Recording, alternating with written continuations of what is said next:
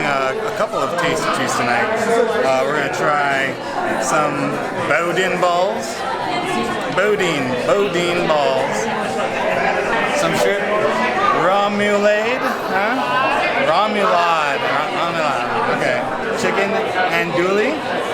All right, got that one. Chicken andouille sausage gumbo. Ooh, I love me some gumbo. Crawfish etouffee.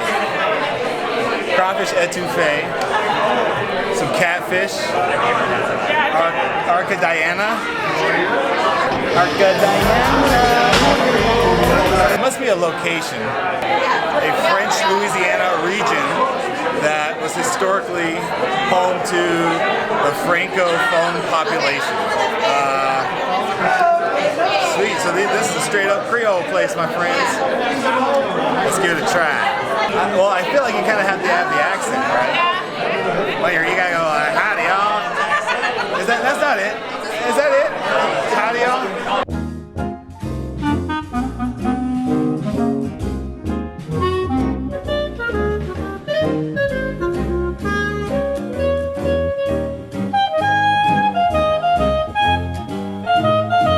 Oh, well, look at this. It's Katie. Oh. Katie. So, thank you very much for inviting me to this. Thank you for coming. Oh, definitely. Your hair looks like. Oh, well, thank you. So that was Katie. She's awesome. And she's a food influencer, much like my friends over here. Let me introduce you to them. Hi, I'm Brian Denise. and Denise. We're 303 Foodie. Tell me, what is it that got you started in the food Instagram game? I wanted to share my experiences with people and make sure that they knew where to go, where not to go. Sometimes where not to go is another thing, not gonna lie. What would you say is the number one tip you could give somebody who's trying to start a food Instagram and become a food influencer? I would say actually be honest about the food. Don't just love it because it's something that you're trying, or love it because you're at an influencer event. Truly understand the food too, understand what you're eating. Don't just come into a place thinking that you might know a certain type of food. Keep an open mind whenever you go into things. That's some advice for you from the pros.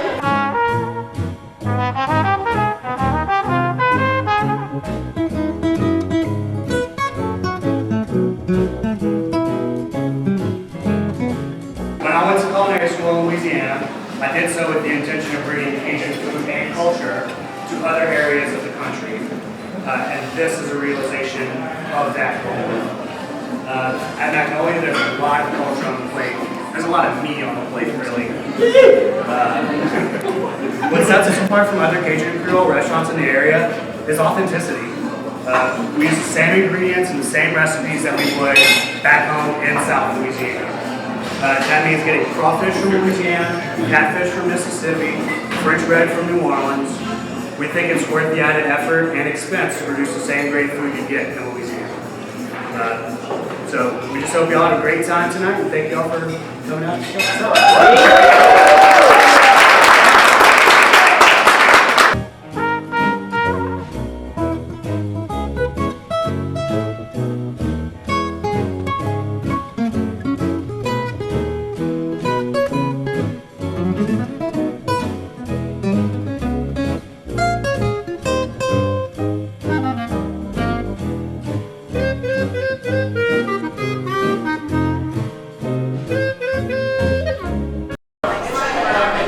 Alright, that was a great meal. I say I was really impressed. What did you think? Very impressed, very full. About 5-6 pounds heavier at this point, I think. Right there with you. This guy right here, Rob, is one of the premier social media people in Denver when it comes to food. So tell us a little bit about your brand and what kind of got you started. Well, I actually started all things food about 5.5 years ago now. Just because I didn't want to annoy all my friends with food pics on Instagram. Right.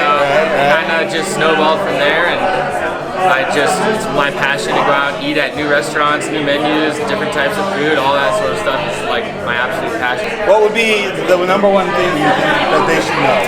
I would say if you want to be a food influencer, get into some sort of influencing, find your style, get kind of your vibe going and see if it works, and if people like it, then you might be onto something. And because if you're doing what you truly like and love and your style and you believe in it, it's more sustainable long term rather than doing something that maybe isn't really your true style. Right. And you're growing because it's something you want to grow with it. Right. Exactly. Perfect. Awesome. Thanks, Rob. Cool, man. Yeah. We need to talk a little bit about the chef of Magnolia. Give us a little background as to what got you into this industry. Well, so my parents actually had a specialty meat market and a country store back in Louisiana whenever I was a kid. So my first job ever was making crackling and boudin and crawfish etouffee and gumbo. Some of these recipes are actually from my granny, stuff that I learned back home in Louisiana from old ladies. That's awesome.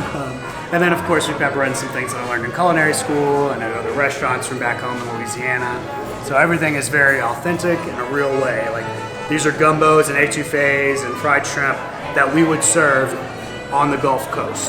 So it's the exact same as it would be in Louisiana. What do you think about the area so far? We love the neighborhood. Honestly, I didn't know anything about the neighborhood whenever I first came to look at the place, and wasn't sure about being on Antique Row. And then I started getting to know the people in the shops and the vibe of the neighborhood, and I just kind of fell in love. So here we are today.